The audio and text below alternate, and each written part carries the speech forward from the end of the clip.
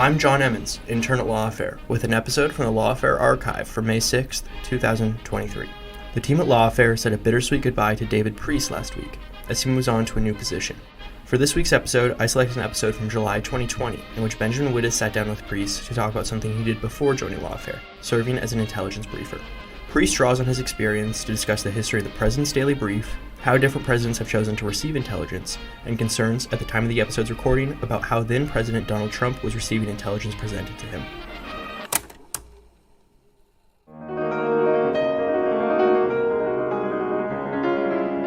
I'm Benjamin Wittes, and this is the Lawfare Podcast. July 7th, 2020. David Priess is the Chief Operating Officer of the Lawfare Institute.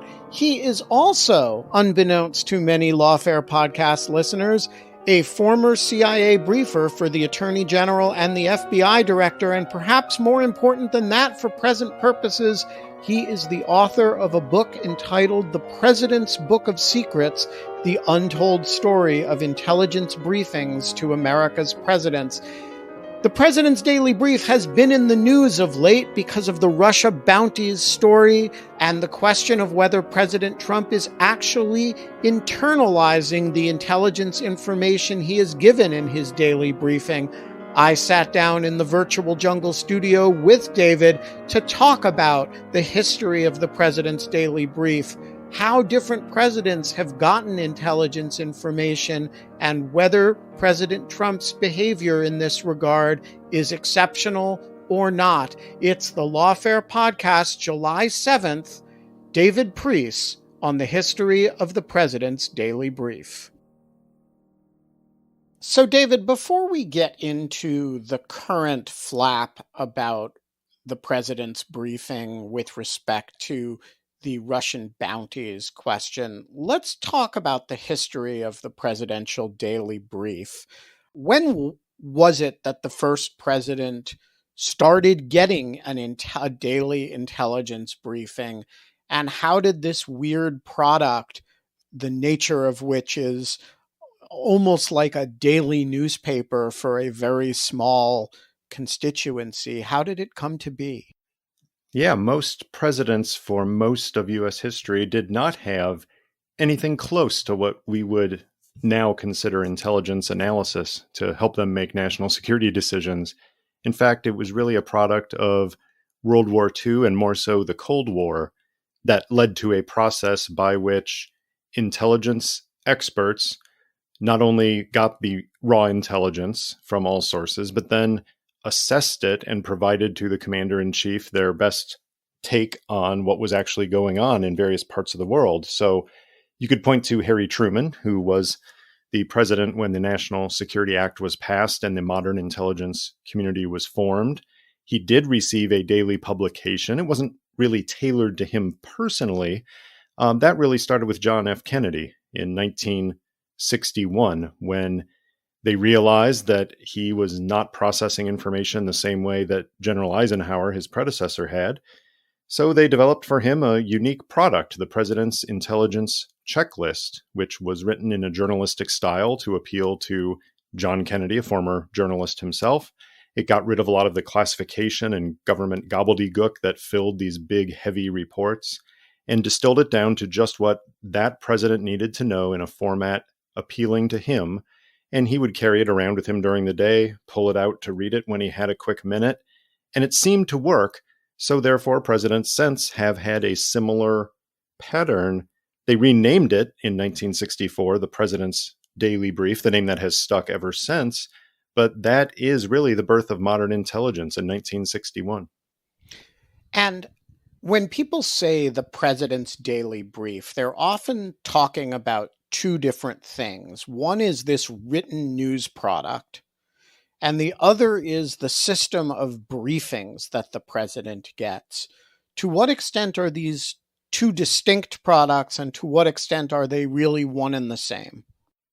Yeah, it's been very different between the presidents. For most of the time since 1961, presidents have not taken in-person oral briefings from intelligence community officers as part of their intelligence gathering process. It just hasn't worked. Normally, they have received the written product, first the president's intelligence checklist, but most of the time the president's daily brief, and they have read it. Usually in the mornings, some presidents spread it out, but usually in the mornings they would read the book and then talk to their national security advisor or others during the day about it. Some presidents had their national security advisors themselves essentially orally brief the book while they read it. Jimmy Carter was a good case of that. Ronald Reagan did largely the same. He would read the book and talk to his national security advisor about it. But only a few presidents have had sustained, regular, in-person oral briefings of the president's daily brief. When they do so, it can go several ways. One can be that the briefer essentially reads the book to the president. That is, making sure that the president has internalized the message by talking them through it. More often, it's digging a little bit deeper than the text itself, or just being there to answer questions, or perhaps adding things on to say, Mr. President, we printed this at 6 o'clock this morning so we could get it to you to start the day. But in the last 2 hours before this actual briefing happened, we've gotten this intelligence in that actually corroborates something that was in the printed product. The presidents have had different mixes of the written briefing and the oral briefing, and there's no right way of doing it. It really depends on the learning style of the president. The PDB is often described as like a magazine or a newspaper with a highly specialized readership. Mm-hmm. But my impression of it is that it is sometimes quite long and detailed. How much intelligence is the president integrating and assimilating on a daily basis? Not this president, because we'll get to that in a minute, Right. but in theory, how long is this thing and how much information does it really contain? Is it kind of like one major story a day? Is it, 1,000 pages? Like what's the reading list level that the president has to be willing to engage in order to get the benefit of the PDB? Again, there's variety here across its history, but it's in the name of the product itself. It's the president's, that is, it's geared towards the president. It is produced every working day, it's daily, but it is brief. It is not book length, or else most presidents, usually the busiest person on the face of the earth is the president of the United States with the most demands on their time. It would be very hard to get through a 100-page book every day. There are examples in history, some of the declassified PDBs from the 1960s. You can find copies of the PDB that only had 1, 2, or 3 pages, very quick hit stories on just a couple of topics. And you can find examples that went into dozens of pages, although those are quite rare. Usually it's somewhere between the two.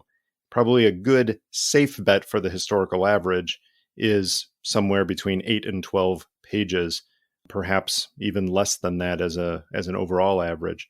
But what this contains is several stories. The president's daily brief usually will have a few different stories on things that the intelligence community judges the president needs to see that day.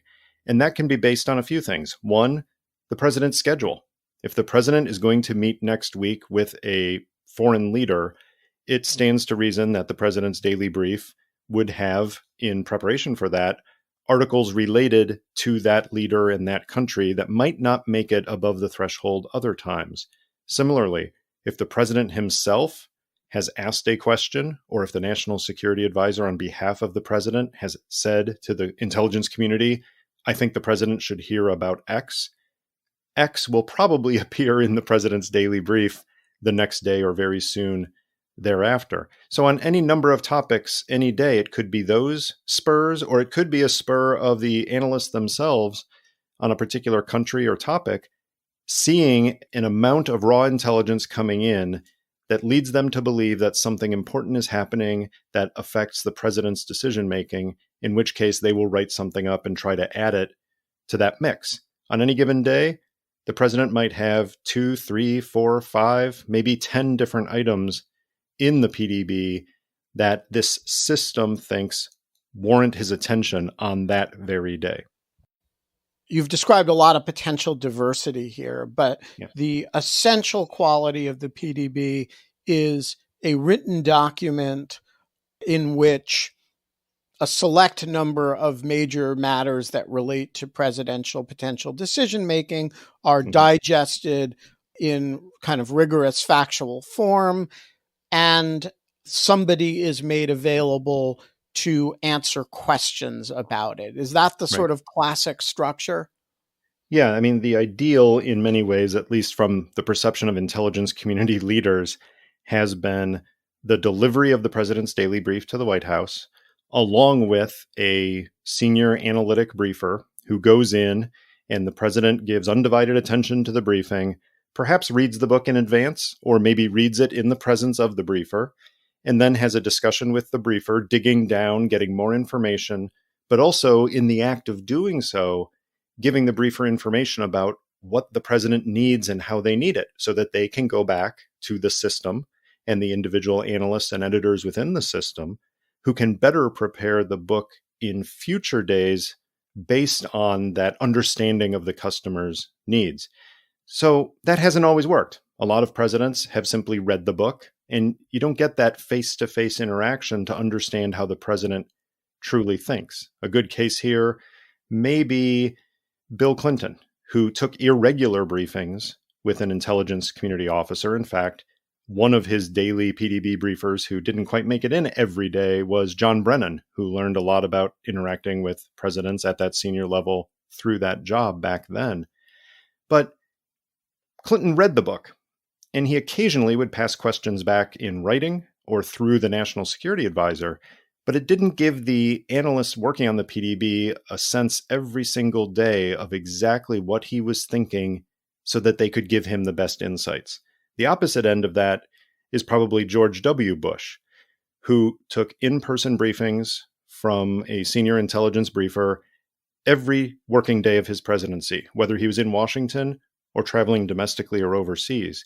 And analysts had tremendous insight into the granularity that the president wanted in the articles he would read, the kinds of evidence that he needed to be convinced of, and the kinds of things that he understood over time and did not need to be repeated, such that at the end of 8 years, the PDB was a very well-refined document and briefing process that immensely helped the president because the intel community knew what helped him the most, whether he believed the intelligence or not, whether his policies reflected what the analysts thought were the logical conclusions. Those are irrelevant.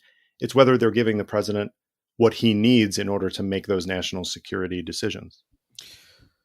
So you worked on the PDB briefing team while you were at CIA, and I want to talk about that. But before we do, I want to talk about the PDBs that have become public. This is one of the most closely held regular intelligence products that the intelligence community produces. And yet a whole lot of them have become public through declassification processes over time. So leaving aside what you know about it from having participated in it, what is available to the public in the way of PDBs? Yeah, most presidents' daily briefs through history are still classified, and the only people who can see them are the CIA historians who have clearances, who can go into the vaults, pull them out, and I mean that. I mean, the physical old copies are there, can pull them out and look at them in order to answer classified questions from a CIA director or from the White House about something in the past intelligence world. The three ways that we do have a window into the PDBs are through selective declassifications that were made in the past, through systematic declassification efforts, and then through extraordinary events. And quickly, the three of those. The exceptional declassifications early on, there were a few cases when I was researching and writing about the PDB. There were a few PDBs that actually existed in the presidential libraries. And these were some space-related PDBs from the late Johnson administration. The stories differed on this. Some people said that decisions had been made that these few PDB articles could be released, and it was formal policy to do so from the White House. Others said that some of those were inadvertently released and they tried to pull it back, but once it's been out there and photocopied by researchers, you can't really put the genie back in the bottle. So when I went to write the book, I did find some PDBs from the 1960s that gave a window into what the book was like back then. The second category is the systematic declassifications. And this started just at the time that book was coming out, when the president decided, this is President Obama, decided that nothing should remain secret forever. And he instituted a de facto 40-year declassification rule for PDBs. Thus, the Kennedy and Johnson documents were declassified, and a conference was held at the University of Texas at the LBJ Library to highlight this declassification effort and the revelation of hundreds upon hundreds of daily intelligence documents for both Kennedy and Johnson. And then a few years later, the same thing was done at the Nixon Library in order to reveal the Nixon and Ford PDBs. Now that took us up to January of 1977. And you might know that those 40 years ended a few years ago. We're due for the Carter PDBs to be declassified and released. It's unclear whether this president will affirmatively say, yes, we are going to continue that process, or whether he will say, I'm not going to do that anymore because that's what Obama did. We just don't know yet. But that's the main way that we have a window into the PDBs. You can go online to the CIA website and through the presidential libraries and see what kind of intelligence reporting the presidents were seeing daily through the PDB. The third and final way is through extraordinary events. And the primary example of this is through the 9/11 Commission. After the 9/11 attacks, the Commission really wanted to see what the PDB said about al-Qaeda, both in the Clinton administration and in the few months of the Bush administration before 9/11 happened. And they went back and eventually got access to all of them because of pressure from the families of the victims, who put public pressure on the administration to reverse its choice that the PDBs were the most privileged communication between a president and his advisors and should not be seen by anyone. They reversed that, and the commission was able to look at them with a lot of safeguards put in and actually publish the text of 2 PDB articles, one from the Clinton years and one from the Bush years, in the 9/11 Commission report itself. That's the window into the PDB that we've had so far. So as I mentioned, you've had a different window into the PDB, which is that you worked on the briefing team associated with it. So tell us about that work. What did you do? And how does that team work functionally? It's a weird product. It's Sure. basically a highly bespoke magazine for a very particular client, delivered a combination of in written form and orally every day. How does it work? Well, I'll start bigger and then narrow down to the role of the briefing team that I was on. So at one level, everyone in the U.S. intelligence community helps with the PDB every day. And it may not be that the case officer on the streets of a Middle Eastern capital is helping the PDB every day, every week, or even every month, but some intelligence report that they collect probably feeds into the analytic process for something that eventually is considered for the PDB. Sometimes it's more direct than that, and there can be a hot report coming in from a valued asset that comes in, and it is immediately written up with some context and implications around it and appears within the PDB within hours. But essentially, everyone in the intelligence community can have some role in either collecting intelligence for or analyzing intelligence for what ends up in the PDB. All of the submissions for what goes in the PDB every day then get funneled through an editorial team. And these are experts in the intelligence community whose role is not to analyze the intelligence, but to review these analytic products that are nominated for the president and see whether the logic and argumentation holds together, to see whether there are some obvious questions that the president or other recipients of the book are likely to ask, and then they ask the analysts to add that to the piece, and then ultimately to rack and stack these items and say, what do we need to get to the president tomorrow morning? My job as a briefer came even after that, which is I would show up in the middle of the night and see a draft of the PDB that was going to be printed and made available to us to take downtown in the wee hours of the morning. And we'd look at those draft pieces and figure out which ones we felt up to speed on from previous briefings or our own expertise, and which ones we had to pull up some of the reporting that kind of provided the evidence for the analyst's judgments. And we would do some background reading, and we would sometimes call the analysts who wrote the piece to talk us through parts of it on a classified line, so that if our customer asked us questions, we would know what to say, or we would know that we didn't know the answer, and we could tell the person we were briefing, we don't know that, sir. The intelligence just isn't good enough, but here's what we're doing to try to collect more. Most often, for most briefing customers, they want their PDB first thing in the morning. They want it to start their day. And that's usually derived from the president himself, who most often has read the PDB first thing in the morning. And so the briefers tend to get in early, prep, and give their briefings in the morning, because each president designates others to receive the PDB, usually including the National Security Advisor, the Secretaries of State and Defense. In recent decades, usually also the Treasury Secretary, the Homeland Security Secretary, the Attorney General, the FBI Director, and sometimes deputies and other senior officials within the national security departments. There's a whole bunch of briefers who go with the PDB to either deliver it and watch the customer read it, or more often to talk to the customer about what's in it and try to answer questions as they come up. One of the biggest jobs I had as a briefer, was to bring questions back, because I wasn't going to be able to answer every question. And if I couldn't, I wanted to bring it back so that the smart people who worked that topic could actually answer the question in a PDB article the next day, or sometimes with a phone call to the senior government official that very day if they needed the answer for a quick decision. So it really is almost a liaison job, in a sense, of being a connective point between the intelligence community and the senior customer, so that we could get those senior customers, including the president, what they needed when they needed it. All right, all of which brings us to President Trump, who there has been a lot of reporting about the way he engages the PDB process. And just to summarize it, some stories have said he really doesn't like reading things, and so they've tried to focus on providing more visual information.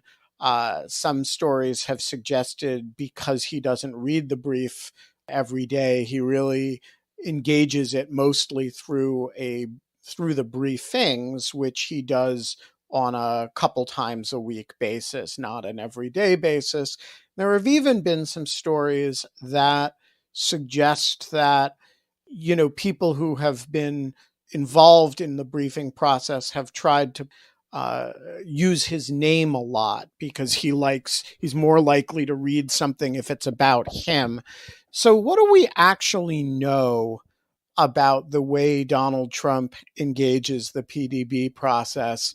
And to what extent should we rely on these news stories as probable representations of how he's internalizing intelligence information? Yeah, you've nailed it. We don't know with universal certainty what the president does or doesn't do with his PDB, but we have a better sense of what this president does than we have had with most presidents during their term for two reasons. One is the president himself and the comments of those public comments of those who have firsthand information.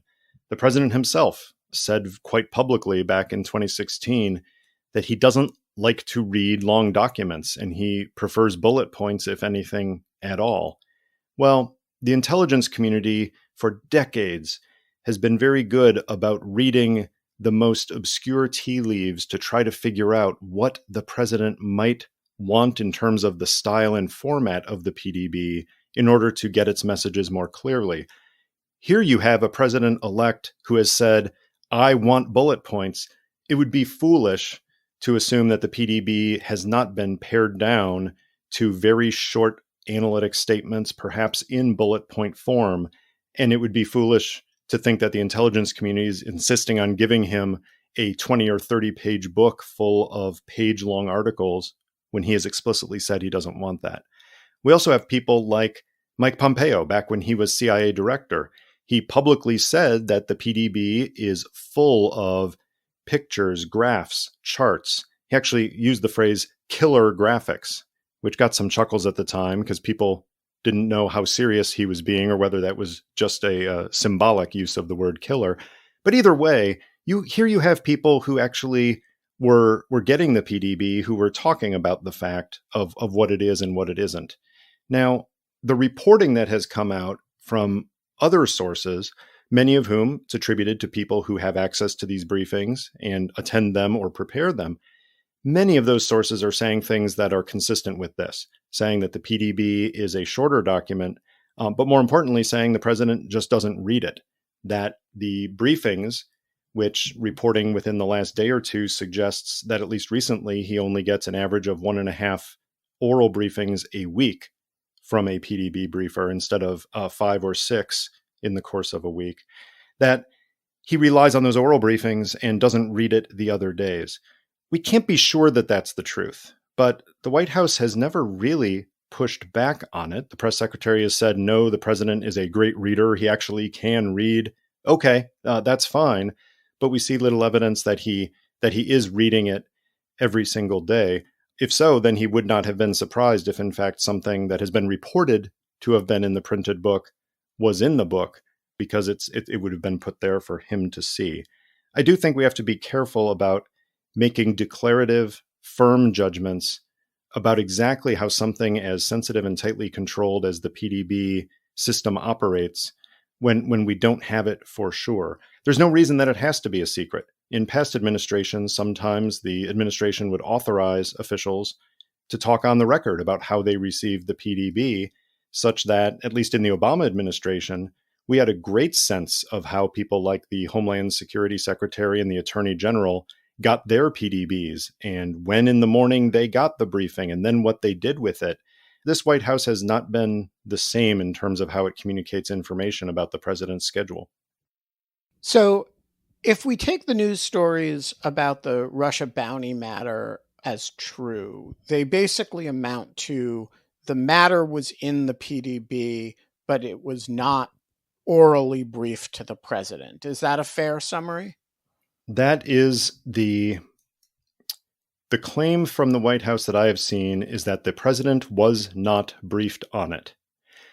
The claim from multiple sources to multiple news outlets has been that the story was in the printed PDB, and one of the sources actually gave a date in late February when the story was in the president's daily brief. Before you go on, I just want to isolate a sort of almost a terminological thing. Mm-hmm. If something is in the president's daily brief, but the president doesn't read it, has he been briefed?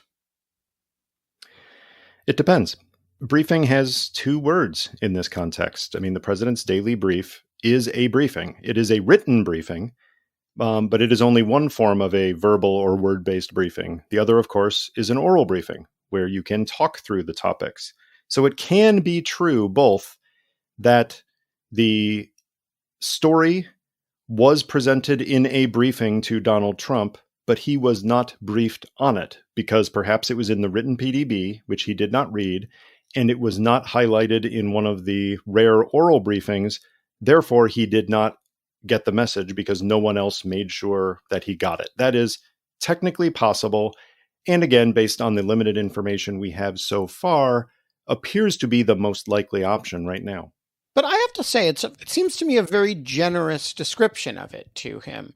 He receives a daily set of briefing papers. The information that's in that daily set of briefing papers is the information the intelligence community thinks it's important for presidential decision-making for the president to be made aware of.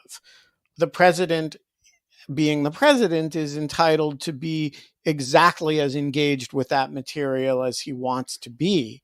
but it doesn't seem to me quite fair to say if I didn't read my briefing papers, then I wasn't briefed. Yeah, it's a unique situation because in all presidencies in the past, you had, in effect, the primary system for making the president aware of national security information, including intelligence. That's the national security advisor's role. And even in cases where we weren't sure if the president was directly reading the PDB every day, which is the case of Richard Nixon, and even in the case where presidents weren't getting in-person direct communication with intelligence officers, which is many presidents in the Cold War period, you knew that the national security advisor was reading the PDB, usually taking a direct briefing on it, and then talking to the president about it.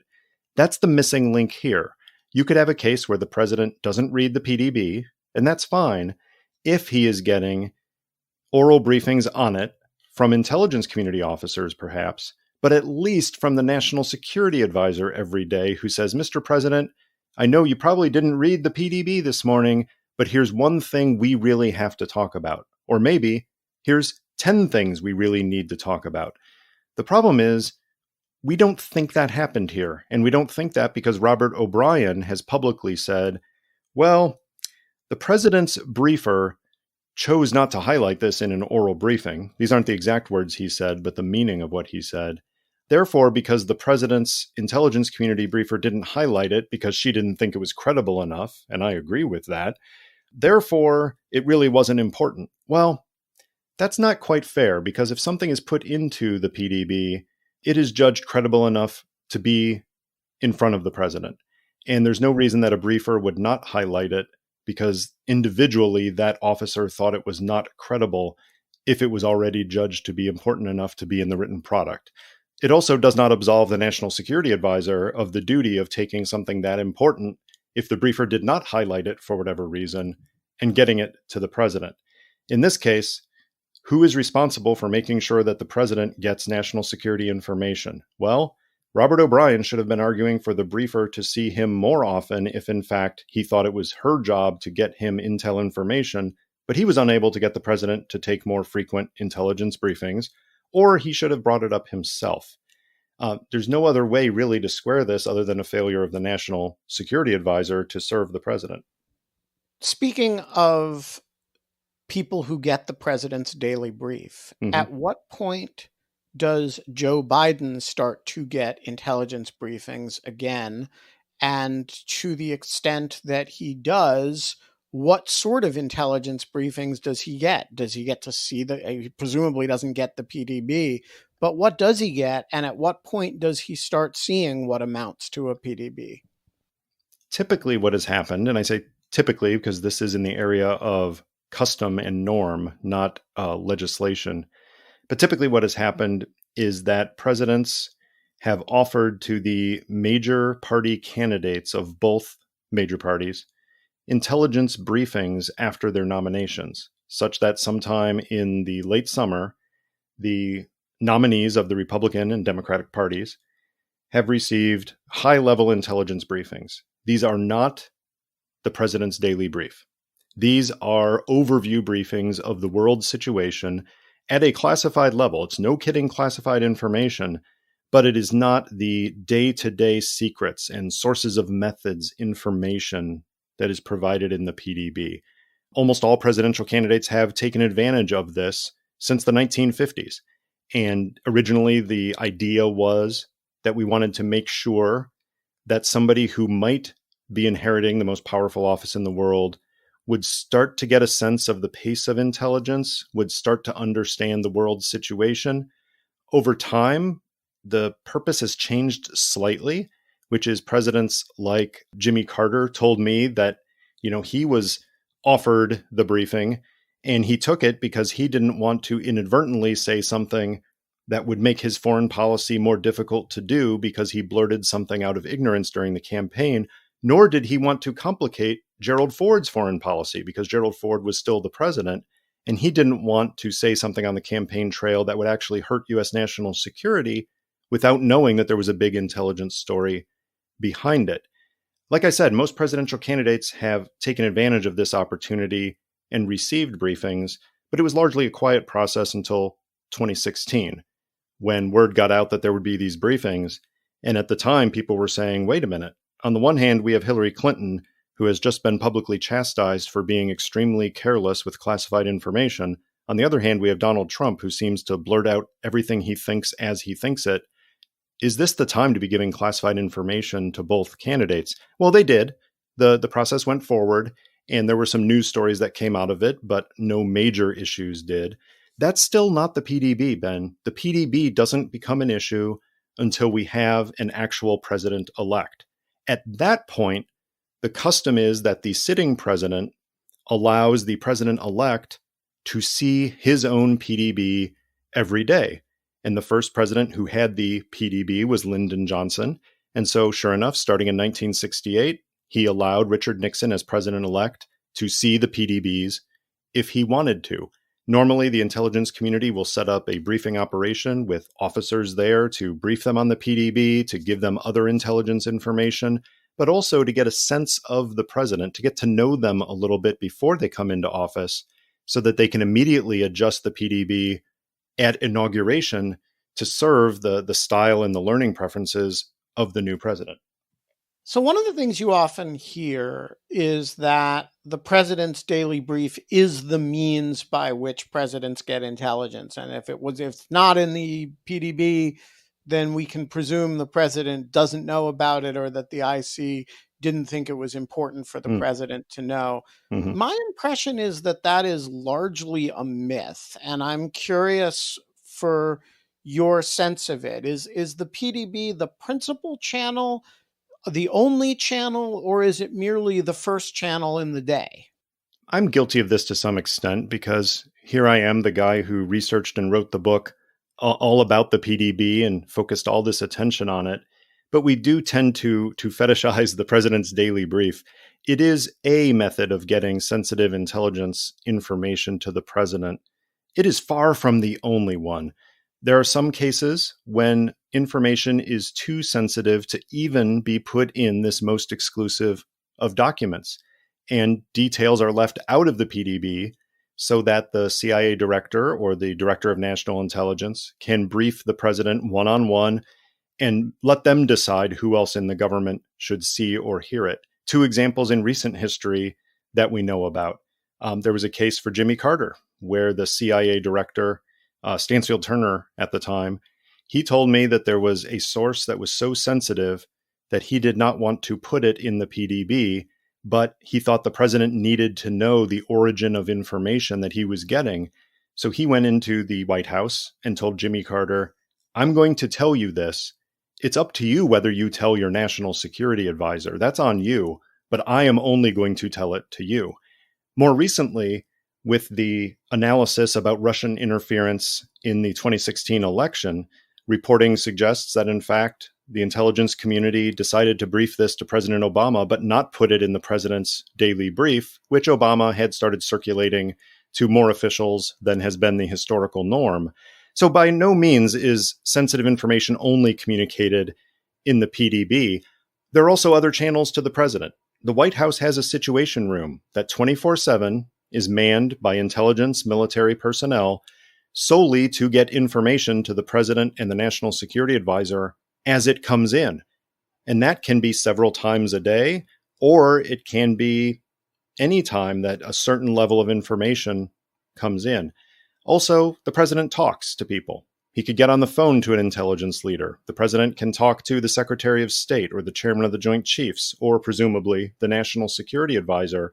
And during those meetings, the president could be made aware of all kinds of classified material. So yes, the president's daily brief is special because it is the focal point for all intelligence collection and analysis, and it is institutionalized for that purpose, but it's far from the only way the president can get vital national security information. And just to be clear, the president's daily brief is focused on things that the president doesn't already know about, right? So it's kind of like the newspaper. You know, when you have a situation like for example, the bin Laden raid that's operational, the president is going to be engaged in that information in something like real time, including sitting in the room and watching the raid from, or monitoring the raid from the Situation Room. That's not the kind of thing that goes in the PDB, right? That's so operational and real time that the president just is exactly as engaged with it as he wants to be, right?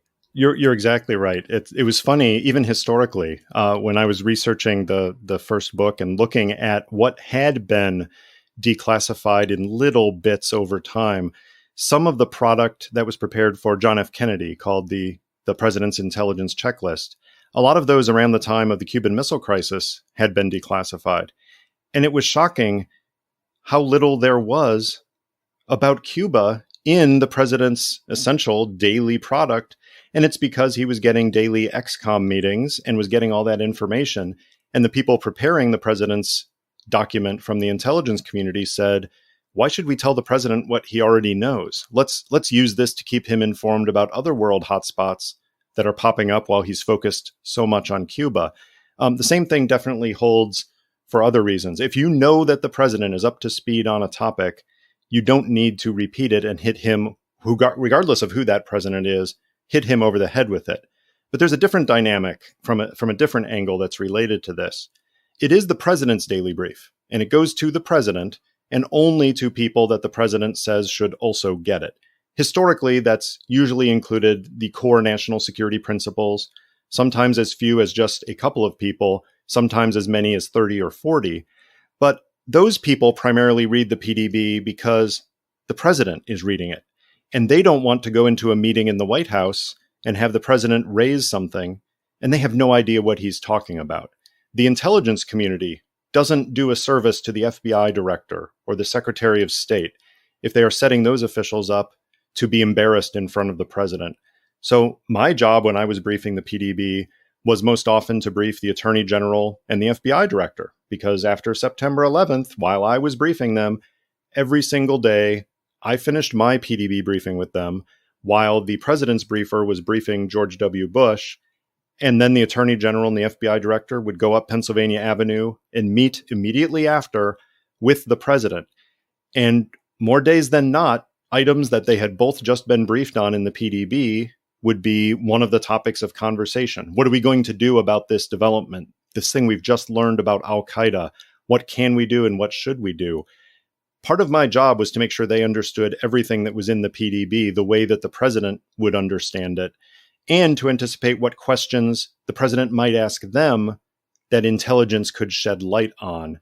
Now, that's not the habit of every White House, but at some level, the purpose of PDB briefings is to make the government work more effectively, to make sure that people who are going to be held to account by the president have the intelligence information they need in order to answer his questions more quickly and get to a solution of a national security problem more efficiently. David Priess, thank you so much for joining us. You bet. The Lawfare podcast is produced in cooperation with the Brookings Institution, and it's also today produced in cooperation with Goat Rodeo. Zachary Frank from which firm has recorded today's episode. The Lawfare podcast is produced and edited by Jen Patja Howell. Our music is performed by the one, the only Sophia Yan, who will be among tomorrow's guests on the Lawfare podcast. You need to do your part to promote the Lawfare podcast, so tweet it, share it on Facebook, pin it on Pinterest, and upvote it on Reddit. And of course, visit thelawfarestore.com for your dose of Lawfare whiskey tumblers, Lawfare socks, Lawfare corkscrews, and all the other merch. And when you're done with that, go rate us and review us wherever you found us. And as always, thanks for listening.